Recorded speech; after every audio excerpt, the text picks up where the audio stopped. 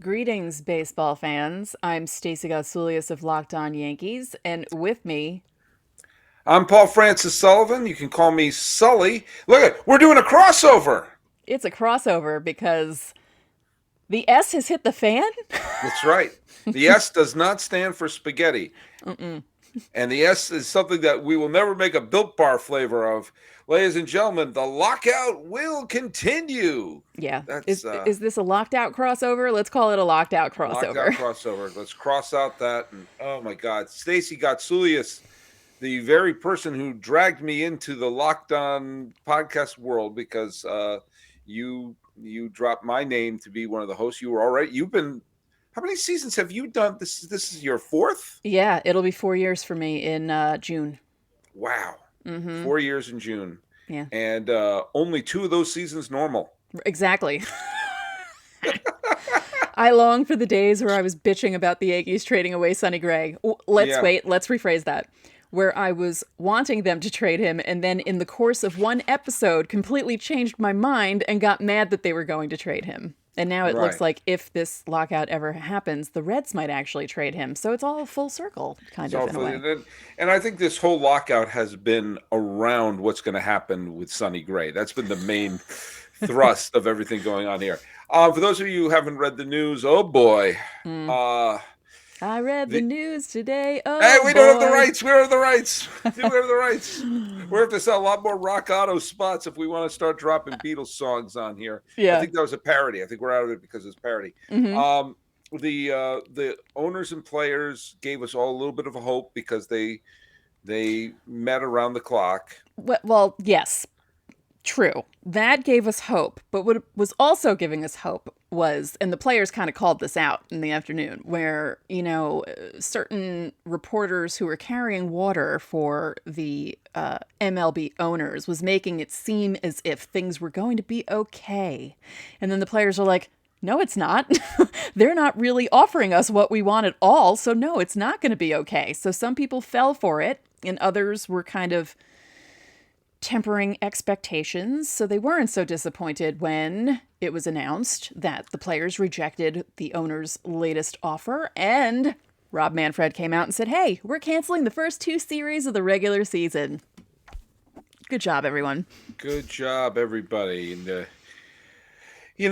look at you and I are both on Locked On Yankees and at Locked On MLB. I think we've both been pretty consistent that our point of view has been that the owners are to blame for the majority of this. Mm-hmm. Certainly, they caused the lockout, Yes. and they could have at one point, if they really felt like things were moving towards a peaceful resolution, they could have said, "All right, um, let's just end the lockout and finish negotiations." Right. And because this is all artificial. This is not the collective bargaining agreement didn't end today at 2:30 in the afternoon. That's one thing. If that's okay, that's over. We don't have a collective bargaining. No, it's still in place. Mm-hmm. It's just not in place after this year. So Right. this is an artificial lockout. This is an artificial deadline. All these things that are happening with acting like we've tried to do this.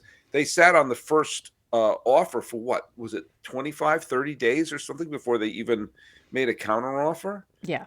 I Yeah. mean, And it took it's them how long to even get things started once the lockout happened, you know? yeah.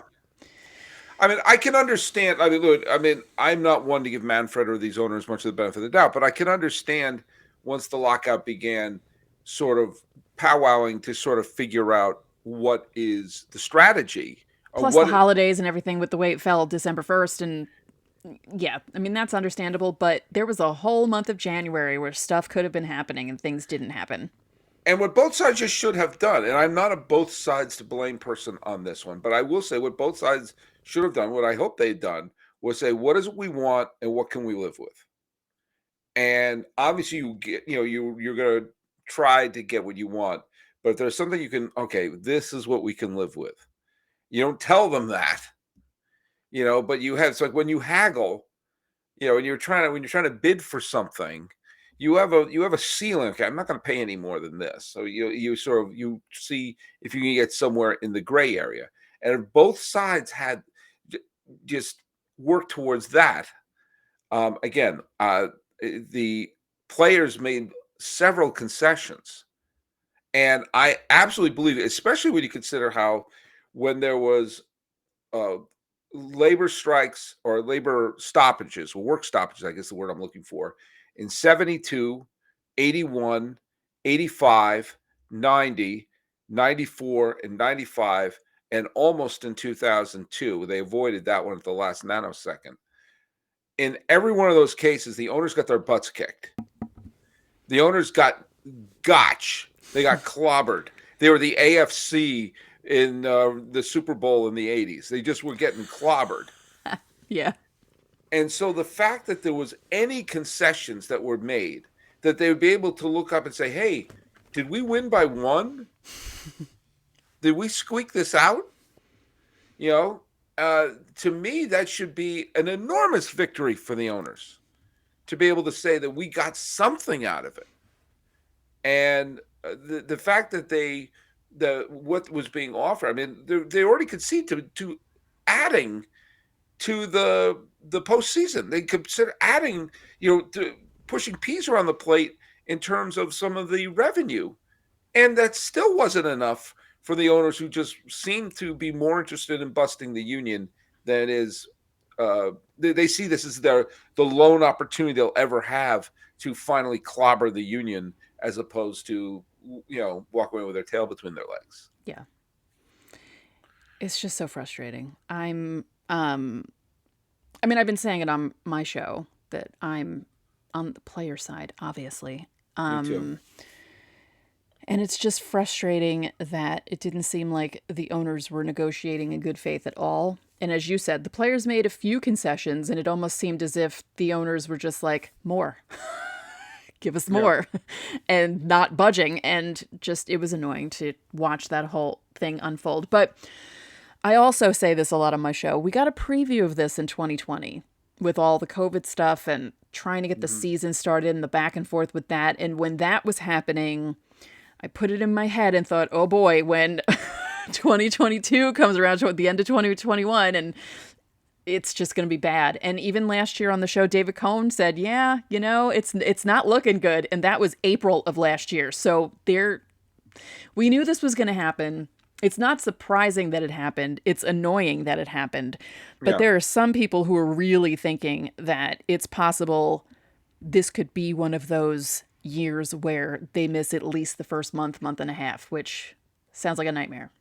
Yeah, it really does. Yeah. It really, truly does. Yeah. I mean, there are some sports fans who can survive that in a way, especially if you are heavily invested in basketball or hockey. But that's not me. Right. I mean, I'm thinking baseball during the Super Bowl. But I've been listeners of Locked On MLB have heard me talk about this ad nauseum over the last bunch of years. Baseball should be the sport of the internet age. They have new content every day. It's easy to follow a game and the numbers and what's happening each at bat and everything like that. It seems to be designed for the internet and to be consumed by internet users, which is why things like blackout rules and everything like that are so arcane and so stupid and so short-sighted. Mm-hmm. But I mean, again, uh, listeners of my show, forgive me for repeating on this, but the baseball's not competing with the NFL, not competing with the NBA or the NHL. They're competing with Netflix. They're competing with Amazon. This is content. And think about how crowded your Netflix queue is right now. If you say, oh, I don't have to watch that show, it's almost a relief. Like, okay, good. I got to catch up on these other films and other movies I want to catch up on them TV shows. So, baseball can't take itself out of the queue.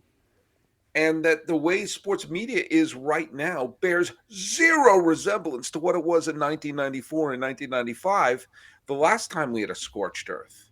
Right. I mean, Yeah. completely different.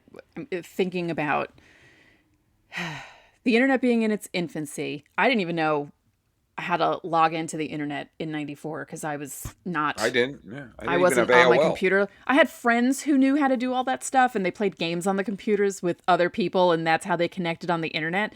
But, honestly, in 1994, I was seeing bands live and out all the time, so I wasn't on a computer. I didn't really start being more of a presence on the computer until the late 90s, early 2000s, and in chat rooms and stuff like that, and then Friendster and MySpace, and then joined Twitter in the end of '08, and everything's been completely different since then. Yeah. And, you have different, like, it's not just newspapers where you get your baseball news. You have all these different websites and stats websites. Those weren't around in 1994. And it's not just stats on those websites. I mean, they write, Baseball's Prospectus has a whole different perspective of all different things. Rob Maines wrote something today about how people are always talking about the ticket prices being affected by certain things. And he kind of debunked it. Yeah. Right? It's debunked, right? Yeah. It's a really good article. So if you have access to Baseball Prospectus, I think it's not behind the paywall. I think they made it where you can actually access it and read it. It's pretty interesting. But it's so different. And, 1994 was 28 years ago at this point. So yeah, it's a whole new world. And even, if something had happened in 2002, that would be a really big difference too from 20 Right. years ago, It's But just, remember how ESPN used to have such a stranglehold on sports that that's why they I went almost, to college where I went to college yeah, because Linda Cohn and Steve Levy went to Oswego. And I thought, well, I don't have good enough grades to get into Syracuse, so I'm going to go to Oswego and study broadcasting. And that's what I did because Sports Center was it. yeah, and it could control which teams are getting exposure, which sports are getting exposure. And I mean, like, I knew more about football and basketball and other sports back then because I watched Sports Center. It Yep. was shoved in my face. Mm-hmm. I can't tell you the last time I watched Sports Center because all of our, uh, you know, entertainment menu is completely curated by us. Yeah. I mean, what we're doing right now would not have been this locked on. Forget the crossover, locked on MLB, locked on Yankees. That would not have been possible back then. We would be. I would be Sully from Manhattan calling. You'd be Stacey from where were you living then? You were in Manhattan, right? Yeah. And you'd be Stacey from Manhattan calling up and saying, "I can't believe the Yankees just fired Buck Showalter and what everything like that." I mean, we'd be trying to get onto Mike and the Mad Dog, Yeah. and now, I mean, like the way that you don't have to go through the gatekeeper. Baseball can get a hold of an audience without wondering, like, oh, how are we going to get the best spot on Sports Center? It doesn't matter anymore. Right. Doesn't matter anymore, and it is a surefire bet that if baseball were playing right now and they got off their butts and figured out how to get it into the computers and onto the device of people watching, the sport would grow. And if you're going to make any bets, go to Bet Online, which is the best spot for all your sports scores, podcasts, and news this season. Football may be over, but basketball is in full steam, both pro and college hoops. For all the latest odds, totals, player performance props to where the next fired coach is going to land, betonline.net is the number one spot. It's not just basketball. BetOnline.net is your source for hockey, for boxing, UFC, maybe someday baseball, right down to the Olympic coverage for the sports that are already over. I'm guessing it's for 2 years from now at the Summer Olympics. Yeah. Head to the website today and use your mobile device to learn more about the trends and action. Stacey Gotsulias, BetOnline. Did you know that that's where the game starts? I actually did, yes. Not baseball, but other games Yeah, start there, yeah. yes. By the way, yeah. Hey, BetOnline, can you get these games to start? All right. Hey, it's the crossover with Gotsulias and Sully on WFA. Gotsulias and Sully. It'd be State Scots and Sully. That's what it'd be. Yeah, I think Atsulius would be too complicated for Yeah. people. But, could have been worse. My dad wanted me to be named Anastasia. Could have been Anastasia Gatsoulias. That would have been a hell of a name. That's something you put on your hair to grow it. It sounds Yes. like it's. Yes, it I sounds mean, like a disease. why am I not bald at nearly 50? Because Yeah. I use Anastasia Gatsoulias right there. This is natural. I was balding, and then I used some Anastasia Gatsoulias. Yeah, it's kind of amazing because he really wanted me to be Anastasia, and my mom said, "No, I want Stacy." And he said, "Well, we can call her Stacy, but I want her name on the birth certificate to be Anastasia." And my mom's like, "We're not doing a 9-letter first name with a 9-letter last name. It's going to Yeah, be too much." too much. So, Too yeah, much. Well, welcome to Locked On Names, name because this is what happens origins. when you don't have a sport. We wind up talking. Um, Well, wait a minute. There is some Yankee news. Let me mention oh, this. bring it on. Well, other than the fact that Derek Jeter went to the Marlins, gave the Yankees Giancarlo Stanton, and said, "I'm out." Well, that's not why he's out. He's out I because know. they're going to be their normal Marlin selves and not Yeah, spend money. And he's like, "Hello, we have to make the team better." Like yeah. they have that their pitching is unbelievable. It's And if great. they do the right thing and start spending money and build around those young pitchers, they can actually do well. And ownership won't do that. So he's like, Can I point out for one thing, and I'm glad you look at when you and I started this. I said we're going to go down some tangents, and I said, and we just did, and we stumbled across what you just said is completely right, and it's at the core of what's at the middle of what's happening, the labor issues in baseball. Here "Yep, you have Miami, not a small city, right. should be a big baseball city. Yeah. They have a stadium. It's got fish in it. It's weird. Okay. But they have a very good young pitching staff. Some of those They pitchers have are amazing." like all-star caliber pitchers on their Yeah. team Yeah. and pitching depth too, which Mhm. is the key. Now, they don't have a great lineup. Christian Yelich would look great on this team right now, but he's in Milwaukee. And when you take a look at all these players who tend to be available, like competent. I'm not talking the superstars or anything like that. Although Correa is still available. Gee whiz, I wonder if Correa would be popular in Miami. Yeah. But that being said, you always see there are a bunch of very good players who are or good to very good who are floating in that middle ground, that they're not the superstars. They're not the Juan Sotos. They're not the Mike Trouts, but they're not the, just up in the minor leagues. Right. They're in that neutral zone, and they're getting effed and not signed. And a team like the Marlins should go see this big pile of free agents and non-tendered people and say, what if we put not a great player, but a decent player at every position? And Yeah. I know you don't like it when I bring up years where the Red Sox won the World Series, but when they won the World Series in 2013 Mm. and they put in Victorino, Napoli, Stephen Drew, Koji Uehara, Yeah. Johnny Gomes, David Ross, Jared Saltalamacchia. They started. Saltalamacchia was there the year before, but you know what I mean. That they just Mhm. started. They plugged in a bunch of people, and none of them were supposed to be long-term fixes. Yeah. They're like, just make sure a major leaguer's playing there. Yeah. Just and they just all happened that year that things clicked with that particular team. I think about that with Miami. Yeah. If they went on the equivalent of a Victorino, like Victorino wasn't a star, he was Sure. a good But he player. was recognized as like Yeah, you he was knew him and yeah.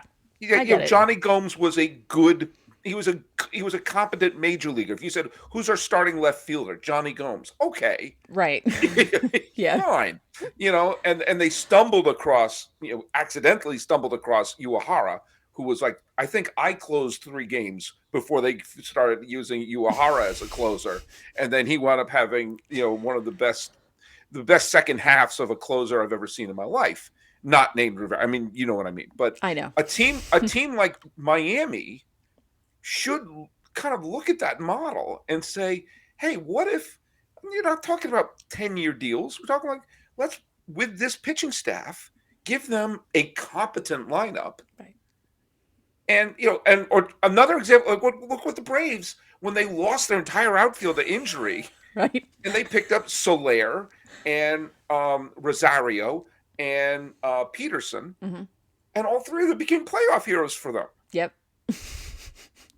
That's what Miami should do. And then you have the Marlins not be an embarrassing franchise, but have a chance to win their third World Series. Right. I mean, hell, they made. I mean, it was an abbreviated season, but they made the playoffs in 2020. And I they won mean, a round. and they won a round of it. Yeah, They, it's like no one expected that, and people thought, "Oh, maybe they'll build off that." And yeah. Jeter probably thought the same thing. And when he realized that no, they're going to be their same usual stingy selves, he was like, "See ya." So, but that But that wasn't the news I was going to talk about. But okay, but I just thought that it was interesting that like if there's ever a perfect illustration of what they're what fighting you're about. trying to, and in the end, think about what you're doing beyond just talk about the economics. You'd be making Miami better. You'd be making the game better. You Right. have a team that was bad, be good, Hmm. or at least be fun, at least be watchable, at least put a competitive product on the field. Right. Right. And at least make the NL East interesting by having the Marlins showing up out of Yeah, nowhere and people being like, what's happening right now?" yeah. I mean, Because that's always a fun thing. I mean, the Braves basically did that this season where, yeah, but they were expected to do. I mean, like they were in the NLCS the previous year. I mean, it's not like the Braves. They got off to a horrible start, and then the Mets took the gas pipe. Boy, isn't it unbelievable that the Mets and the Padres finished with losing records? the Mets, right? They're the first team that was ever in first place for over 100 days and finish under 500. Yeah, Yeah. but the Padres were a wild card team on Labor Day. Yeah. I mean, they really, they fell off a cliff. It was That worse was than cliffhangers on The Price is Right. that was 2011 Red Sox quality. You see, I can do it both ways. Oh, all right. So quickly, the Okay, news. yeah. Tell me the news. Sorry, tell me the Hensley news. Mullins is back with the Yankees as an Yes, assistant hitting coach. Although, and I said this on my show, he should have been the manager before Boone. But I digress. He's on the Yankees. Maybe that'll be the road for him to become the manager at some yes. point. So I'm very excited about this. I've been screaming that the Hydra, the three-headed monster of Bruce Bochy's coaches, Ron Wotus, Roberto Kelly, and Hensley Mm, Mullins, should all be managers. Like, what else how many more World Series did they need to win? Is that something you want to have as someone who, and of course, Mullins, who, you know, he speaks like 16 languages. he's amazing. Yeah. He has got his baseball IQ is sky high. Hmm. He also has that, I think, an important quality, that Crash Davis quality of he was a big name in the minors, never quite made it as a player, and yet made it as a coach. The sort of like Francona was that too. Francona was like the biggest college star and Yeah. never quite made it. I think those types of people turn into, Better you know, managers. and again, you look at those three, Wotus and Kelly and Mullins. I love when Boone was re-upped this year, and a lot of the Boone apologists, especially Michael Kay, would say like, "Well, if Boone, I mean, if not Boone, then who?" And I immediately said, Roberto Kelly, Hensley Hensley Mullins, Mullins. Ron Wotus. Oh, and eventually Mike Schilt, the manager of the year 2 years ago, is just he's updating his LinkedIn page, and and then, oh, by the way, Bob Melvin somehow was available, arguably the best manager in baseball, just in terms of getting the most out of his talent. Suddenly became available. I wonder if they could have kicked the tires on him, Right. Right. but no, give it to Boone because he's a nice guy. Again, Mm. I loved the re-upping of Boone. I thought that was great. I thought that was I'm so happy there was a move the Yankees made. He's the guy that I think it's best for the game. Mm-hmm. Yeah. Sure. Whatever you say. Now look at you get someone like Boone. You have someone like Boone on your team managing it, and he's the one. If there's any repairs you need to make on that team, he's the one who will pop the hood and fix it and make sure everything's right. And if you need to pop the hood, go to Rock Auto. This episode is brought to you by Rock Auto. With the ever-increasing numbers of makes and models, it's now impossible for your local chain auto parts store to stock all the parts you need. Why endure the pointless and seemingly intimidating questions and wait for the person behind the counter to just go tippy-tap, and use only the brands that their warehouse happens to carry? That's ridiculous. You've got computers with have access to Rock Auto at home, in your pocket, some of you on your watch. You can save time and money by using Rock Auto. It's a family business serving do-it-yourselfers for over 20 years. Their prices are reliably low for every customer, and they have everything you could need, from brake parts, tail lamps, motor oil, even a new carpet. Go explore their easy-to-use website today to find the solution for your auto parts needs. This section is mandatory. Go to rockauto.com right now. See all the parts available for your car or truck. Right, Locked On in there. How did you hear about us box? So they know we sent you. Stacey and I sent you. Amazing selection, reliable low prices. All the parts your car will ever need are at rockauto.com. I'm kind of losing steam on that one. Yeah. I need some energy. What would you recommend, I would Stacey? recommend a Built Bar. Built Bars. Actually, I would recommend a puff. A Built Bar puff. A Built Bar puff. What do you speak of? Built Bar puffs are the first protein-infused marshmallow, basically. What? Yeah. What? Yes, they're amazing. They're fluffy, they're marshmallowy, they're not just a protein bar, they're a treat. And like the regular Built Bar, they're covered in 100% chocolate. And they must only have just one flavor. It must be really just boring. No, they have a few flavors. They have churro, huh? Which is amazing, coconut marshmallow, banana cream pie. These sound great, but there's no way that even the puffs are covered in 100% real chocolate. Oh, they are, and they're also low calorie, high protein. You can replace your candy bars with them, just like the regular Built Bar, and compare the Built Bars to a regular candy bar, which usually has around 240 calories and 30 grams of sugar. Wait a second. Are you telling me candy bars are bad for me? Unfortunately. I have been misinformed. I know. All these years we've been eating candy bars and didn't realize we should be eating Built Bars. What do Built Bars contain? Well, they contain 130 calories, 4 grams of sugar, 4 net carbs, and 17 grams of protein, which is the most important thing. Now, do you have a favorite flavor, perchance? I do. Mine is raspberry. I love the raspberry. Yeah, see, mine is mint brownie. Oh, that's good. Yes, mint brownie is a good one. And new flavors are coming out all the time, and Built, if they think a flavor might be good, they're just going to make it. They'll let you know about it, and they're guaranteed to be delicious. So go to built.com, use our promo code LOCKED15, and you'll get 15% off your order. Again, that's promo code LOCKED15 for 15% off at built.com. I need to get me some Built Bars. Yes. Now, we also need to remind people to listen to Locked On MLB Prospects, hosted by Lindsey Crosby, who knows everything about every prospect in baseball. He's really big into college baseball as well, so he's up on that stuff about, the kids who might be drafted by your teams in the future. So definitely give his show a listen and a watch on YouTube if you can. Have you ever been to a college baseball game, like a big program? I don't think I have. No, because did we have a baseball team? Not that we were a big program. No, we didn't. I don't think we had a baseball team. I have to tell you, I grew up in the suburbs of Boston, but in '87, before my sophomore year of high school, we moved from Massachusetts to the San Francisco Bay Area. And I discovered that the San Francisco Bay Area was baseball fan heaven for this reason. I went to Candlestick. Now, Candlestick stunk, but it's kind of like when you go to Oakland now. Oakland Stadium stinks, but the only people there are diehard fans. Right.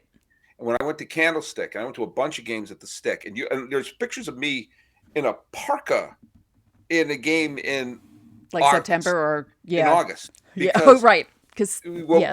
Well, for those of you who don't know, when Horace Stoneham moved the Giants from the Polo Grounds to San Francisco, he asked the mayor of San Francisco, where's the worst place to put a stadium? And he said, well, Candlestick Point. And so then let us break ground there, because there's just one road. I think it's half a lane goes in and out. So even if only 5,000 people show up to the game, you're in traffic for a month. Meanwhile, it's next to a bluff. and a tiny gust of wind that starts in Kyoto and builds up steam around Hawaii hits that bluff and it swirls around and it's freezing. And I saw Willie McGee, who was an outstanding defensive center fielder, look like Lupus from the Bad News Bears trying to catch a fly ball because it was just it got caught in, the cow from Twister kind of moved past him at one point. And they gave if you went to a night game at Candlestick and it went into extra innings, you got a little orange pin that had the Giants logo covered in icicles where it said Vidi Vidi Vici around it. We conquered. And you saw these diehard Giant fans who had their hats covered in these pins, kind of like this show. No, I'm a real fan. I showed up for those games. Yeah. But it was still baseball. And then the Giants were really good. They went to the playoffs twice. They went to the World Series. They had Will Clark and Kevin Mitchell and Rick Russell and all those players and Matt Williams. And across the bay, you had the A's. And the A's were just starting to get really good when I arrived there. They had Canseco, McGuire, eventually Ricky Henderson came back, and Dave Stewart somehow became an ace. Right. And Eckersley, whose career was done, became a Hall of Famer. Mm. But you also had, at the time, they were the San Jose Bees, and then they became the San Jose Giants, who were a single-A team in this rickety old ballpark where I saw Ken Griffey Jr. play when he was a member of the San Bernardino Spirit. And I saw Rod Beck and a lot of other future Giants play there. But in our town of Palo Alto was Stanford University, who were the national champions of college baseball. And when I first went there, Jack McDowell was the big star. Mm. I saw Mike Mussina play there. I know. I should have led with that. All of a sudden, you did the whole the spray yourself meme from the Golden Blanche. Girls, right? I'm Blanche. I'm like, Jeffrey Hammonds, I saw play there. Wow. A couple other people. Some off the top of my head. Hinch, who became the manager of Houston and now is Detroit. But yeah, you saw like good quality players there. Yeah. And by the way, you will also appreciate, I went to Maples Pavilion where Stanford played basketball. And my father and I went to a game there. And the star player for the University of Arizona basketball team that I saw play there, Kenny Lofton. Wow. Who shouldn't have fallen off the Hall of Fame ballot in No. By the way, Kenny Lofton, one of the least lucky players in baseball history of the teams he played for. If you go down the line, he was part of the Indians teams that lost those years, a bunch of those years. He was on the Giants team that blew the lead to the Angels in the World Series. He was on the Cubs team that lost in the Steve Bartman game. He played for the Yankees that year in between 2003 and 2005 that I will not mention. Mm-hmm. He played on the Dodgers. There's like a bunch of these teams that he played on. And he was a wonderful player and he contributed to all those teams. Right. It's just wherever he went, there was a heartbreaking loss. Yeah. It's true. Yeah. No, you were talking about the Giants. I always find this fact mind-blowing. 93. Yeah. The year before the strike and the year before, the 2 years before the wild card kicked in, they won 103 games and still didn't make the playoffs. and this is the most heartbreaking thing. Because of the Braves, right? They lost the West to Atlanta. Yeah. Atlanta. Yeah. Which is on the East. Yeah. We were talking about that on Twitter today or yesterday, because I was joking about, I remember the days when Atlanta was in the NL West and there was no Central and there was no wild card. And then other people were talking about how in football, the Cardinals, when they moved to St. Louis out to Phoenix, they were still in the East because they were in St. Louis originally. And, you had all the other teams that were screwed, like Dallas in the NFC East. And it was just like all... discombobulated. That year broke my dad's heart because the Giants were on the verge of moving to Tampa, and then they didn't. They brought in Bonds. Giants fans were reinvigorated with the greatest team they ever saw. Yeah, and they didn't even get a playoff series out of it. And that if that was the NLCS, that Braves team and that Giants team, that would have been one of the greatest NLCS. The Braves may probably still have won, although the Phillies wound up beating them, so who knows? Right. But I mean, and there's this mythology that the Giants choked. And I said, no, they actually played winning baseball down the stretch. In Yeah. fact, they went to Dodger Stadium for the final 4 games, and they won 3 out of 4 games in Dodger Stadium to end the year. But the problem was the Braves swept the Rockies, and my father, may he rest in peace, never forgave Don Baylor Uh, because Don Baylor, the manager of the Rockies, rested some of his players in that series against Atlanta. And there's thoughts that because he didn't like Dusty Baker, that there was some rivalry between Dusty and Don Baylor, that it was a middle finger from Don Baylor to Dusty Baker. I have no idea if that's true, but I think those were my father's dying words. So goddamn Don Baylor prevented a Giants team that would have featured Will Clark, Matt Williams, and Barry Bonds. That would have been the most loved team in the history of the San Francisco. Now, 93 was funny because the night that Joe Carter hit the walk-off, I was at a pool hall with my friends who didn't know anything about baseball. And I was watching, obviously, because I'm a baseball nut. And when he hit that home run, I was like, holy. And my friends were like, what's happening? Because they saw everyone freaking out on the TV and they couldn't figure out like what was going on. And I had to explain to them the concept of a walk-off home run, but then explain to them the concept of a walk-off home run that won the world championship. And they were like, whoa, that's amazing. Like even though they didn't really know anything about sports, I explained that to them. And I was like, yeah, you just actually saw history there. That's a pretty big deal. Touch them all, Joe. You're never going to hit a bigger home run in your life. Yeah, And the that's a pretty yes. confident statement. Mm-hmm. Well, look at this has been a fun crossover, and we had to talk about fun stuff at the end, including I know. my dad cursing Don Baylor with his dying I know breath. because it's so depressing. I Everything's know, so I depressing. know, I know. Hey, Stacey Gotsulias, where can people who are listening to this via Locked On MLB, where can people follow you? You can follow me on Twitter at Stacegotts, Stacegots, because Stacey Gotsulias is too long for Twitter. And, hey, if you're feeling daring, you can follow me on Instagram at srgots. Mm-hmm. That could be interesting Mm-hmm. for you. And then Locked On Yankees, all one word, on Twitter and on Instagram.